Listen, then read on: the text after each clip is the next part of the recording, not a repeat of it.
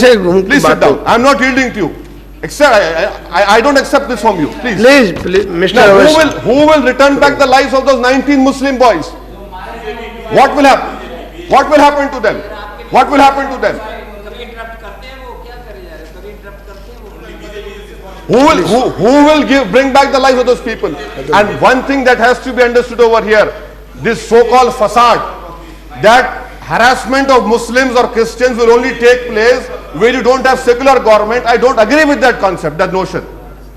This is a well-planned program by all those forces who are hell-bent on dividing India. I would like to request my friends over here that power is not eternal. Today it is UPA, tomorrow it can be you, which I don't want you to be, but it is not eternal.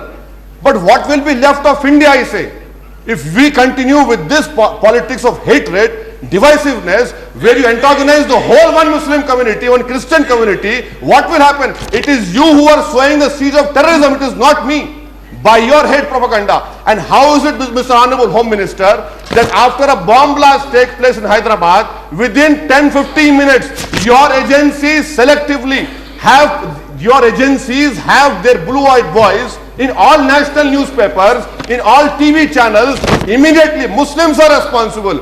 Muslims are responsible. Muslim areas have become a heaven of terrorists. Why can't you stop this, I say? This is a UPA government. This is a government led by Manmohan Singh. This is not a government led by Atal Bihari Vajpayee. This is what I conclude कर रहा हूँ. जरा सुनिए आप. इसीलिए हम बता रहे हैं, बाटला हाउस का एनकाउंटर हुआ. मैं बराबर मजम्मत करता हूं शर्मा साहब को जो मारा गया, मजम्मत करते उसको. जिन लोगों ने शर्मा साहब को मारा, हिंदुस्तान के मुसलमान ये कहेंगे कि उनको सुसूली पर चढ़ाओ, वरना बीच चौरास्ते पर रखकर खान इजाजत देगा तो गोली मारो. मगर सवाल ये पैदा होता है कि अगर मैं ये मुतालबा करता हूं कि बाटला हाउस के बारे में इंक्वायरी होनी चाहिए, तो आपको कौन देता है कि मुझे मेरी वफादारी पर शक करे? क्या कानून को पासो लिहाज आप नहीं रखेंगे? क्या कानून को फॉलो नहीं करेंगे? आप जो कहेंगे वो सच, हम जो कहेंगे झूठ. स्वामी लक्ष्मणनंदा स्वामी को मारने वाले माओइस्ट नहीं थे, आप करें क्रिश्चियन. मुसलमान मारे तो इंडियन मुजाहिदीन, यानी क्रिश्चियन माओइस्ट हो गए, मुसलमान इंडियन मुजाहिदीन हो गए, ISI हो गए. ये कब तक चलेगा? इसीलिए हुकूमत से हमारा मुतालबा है कि सबसे पहले आपका काम करना है कि आप अपने एजेंसीज में, चाहे वो सेंट्रल IB हो, बड़े बड़े ओहदों पर सेकुलर जहन रखने वाला अफसर को लाइए. आपका नेशनल सिक्योरिटी एडवाइजर कहता है कि बजरंग दल पर हम पाबंदी इसलिए आयद नहीं कर सकते क्योंकि बजरंग दल ऑर्गेनाइजेशन नहीं है. क्या यह मनमोहन सिंह की सोच है? क्या यह UPA की सोच है? मैं जानना चाहता हूं. होम मिनिस्टर साहब जवाब दीजिए हमको. हिंदुस्तान का मुसलमान जानना चाहता है कि आपका नेशनल सिक्योरिटी एडवाइजर यह कहता है कि बजरंग दल पर पाबंदी आयद नहीं करनी चाहिए, तो फिर 2002 के इंतखाबात के बाद मुसलमानों के 100 पर इख्तियार मिला आपको, और आपका एडवाइजर यह कहता है कि बजरंग दल को पाबंदी आयद नहीं करनी चाहिए. 6 मुसलमानों को जिंदा जला के मार दिए आदिलाबाद में. मैं जाकर लाशें उठा, हिंदू वाहिनी के लोग. और आपकी हुकूमत सोच रही है तेलंगाना बनाने के लिए. अभी तेलंगाना नहीं बना तो हमारे जानों को मार के जिंदा जलाया जा रहा है. क्या आप तेलंगाना बनाकर हमको उन लोगों के हाथों में छोड़ देंगे लड़ते हुए? और याद रखिए, अगर तेलंगाना बनाएंगे आप तो यकीनन दोनों तरफ इजाफा होगा. सियासी तौर पर सियासी अरे अमेरिका से दिल के हमारे Hindustan. Please come to please conclude कीजिए मिस्टर ओवैसी. तुम बैठो. तुम please come to the subject. America से आके सेनेटर तुम क्या बात, हिंदुस्तान के बारे में विषय पर आइए, विषय से बाहर.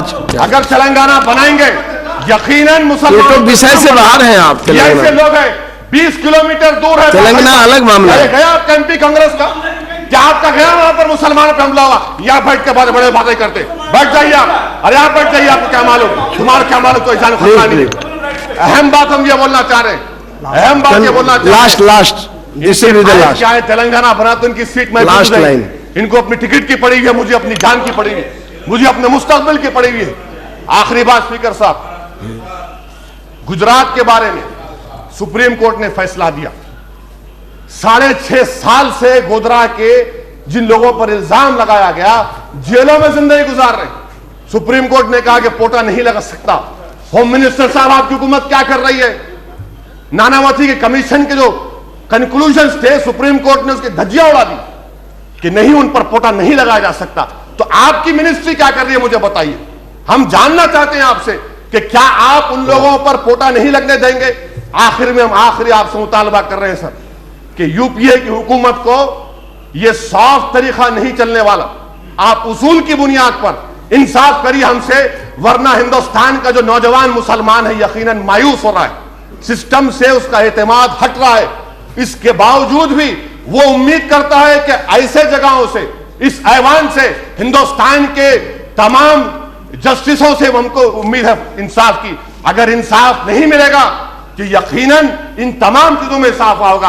अगर ये ऐवान, ये गवर्नमेंट, ये प्राइम मिनिस्टर अगर इंसाफ नहीं करेंगे तो कौन करेगा? कहां से मिलेगा हमको इंसाफ? तो इंसाफ करिए, जो जान और माल पर हमला उसको रोकिए, और आप सिर्फ इंसाफ करने से ही, दिलों को, दिमागों को साफ करने से ही इंसाफ के हद तक